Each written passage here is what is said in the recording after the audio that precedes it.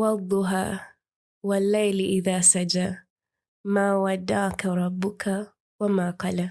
Welcome to our very second episode. I'm excited to have you here. And today we're going to talk about I'm going to tell you about how I start this journey. I started this journey in lockdown, interestingly. I didn't start it in high school. I didn't start it at campus. It was in lockdown. I believe Allah's timing is the most perfect. So the gap between then, high school, and now, I can't really judge myself and say, oh, I took so long, or I did this and that. It was just perfect a time. Yeah.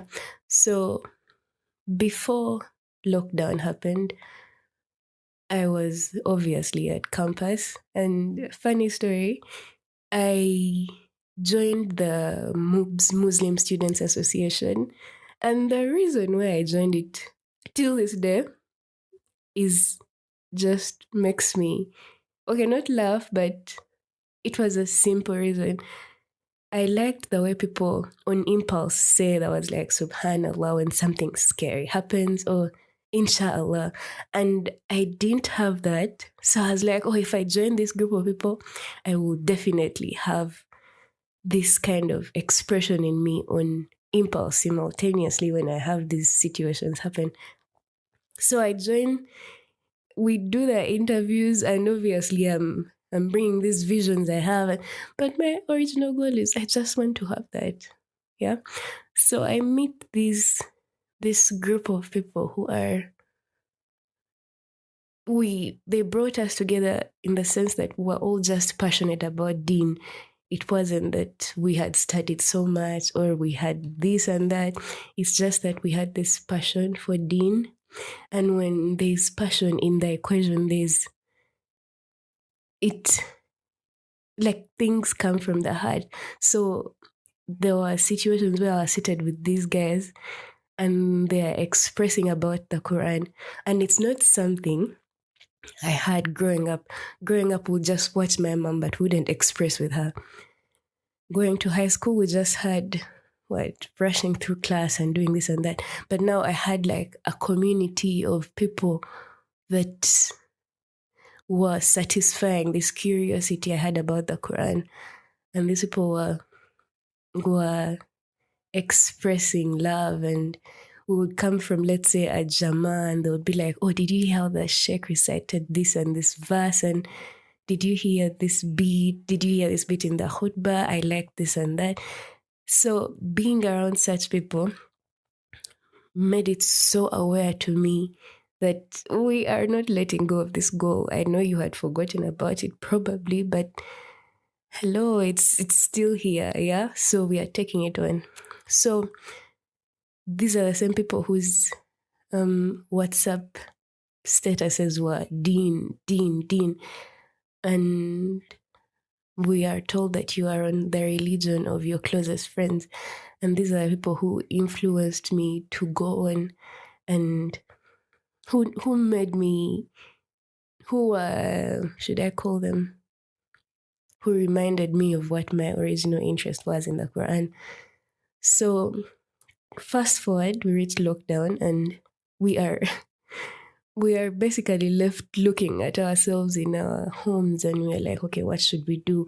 People start doing these recipes, learning these things, and I'm like, oh, Posy, we wanted to do this Quran thing. I wanted to recite it and do this and that.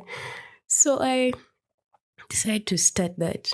If you know me, I can plan. Like I set a plan, and implementation is not my strong point, but I can have a plan from like A to Z of how this is going to work out, evaluation. And so I set this plan.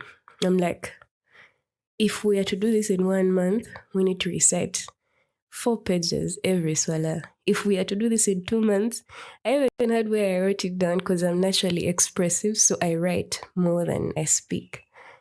Yeah. So I had a part where if I was like, if it's in 1 month accomplishing this goal, then you're going to take this amount of days. This is the amount of work I'm going to put in daily. This is the amount of work I'm going to put in per let's say, swala, this is amount of mark. So I had this detailed plan of how everything should be as I start this journey. And eventually I start the journey. Now, when I begin this journey, I have this enthusiasm because when you begin the Quran, it has Al Fatah. And I knew more of Juzu Amma. So when you see Al Fatah, you're like, oh, okay, this is a familiar place. So I start reciting Al Fatah, rhythmic, like, you know all the rules. I mean, everyone knows Al Fatah. Then we go to Bakara. Now, if you know me and my sisters, my mom would play Bakara, Surah Al Bakara, day in, day out. So we memorized a chunk of Surah Al Bakara. So if you were to sit down with and listen to my sister recite Surah Al Bakara, I'm so sure it's the same way I recite it because we have the same memory of Surah Al Bakara. So I go into Bakara and things are flowing. Like, yeah, because I'm using that memory to recite. And then I reach places where I can't recall properly, and it gets hard. Yeah, it gets hard in that I'm like, can I do this? Am I going to be able to complete this? The enthusiasm like comes from way up there and it goes down. And I get this anxiety of maybe I over, how should I call it? Maybe I over expected from myself and I can't do this. I start getting these feelings of it might not work as well as I thought it would. And in that moment, I just recite based on the original plan of 4 pages per day and this and that. Like it was so much to recite for a beginner.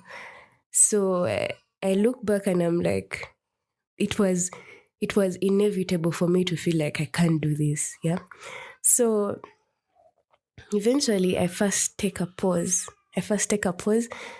but I'm naturally someone who doesn't easily give up. So in that moment, I'm taking this pause. I go online and I'm like, oh, I'm seeing these productivity hacks and all these things people do to be able to accomplish their goals. So I find this guy and he talks about the 2-day rule. The 2-day rule talks about being able to, without any excuses, you do your daily activities for 2 days. Then for the next third day, you are allowed to relax. Then for the next 2 days, sorry, it's actually the 3-day rule. So for the next 3 days, you do the activity without any excuses. The next 1 day, you relax. So I tweaked it. Then I called it the 3 swala rule. So the 3 swala rule meant that if I'm reciting subhi, dhuhri, maghrib, I have no excuse, no complaints, no whining about it. We are reciting. Then I get to choose at Isha, do I want to do this or I can leave it out. So eventually I start having I start relaxing, I should call it. I start relaxing in that after the swalas where I would not recite because I chose not to, I had that allowance. The swala that came after that, I was dying to go back because I missed the reciting. So it triggered that feeling of missing the Quran in a sense. So I would reach like, let's say Fajr and I'm like, oh God, it was like not desperation, it was like thirst, like reciting the Quran became like thirst that was being quenched.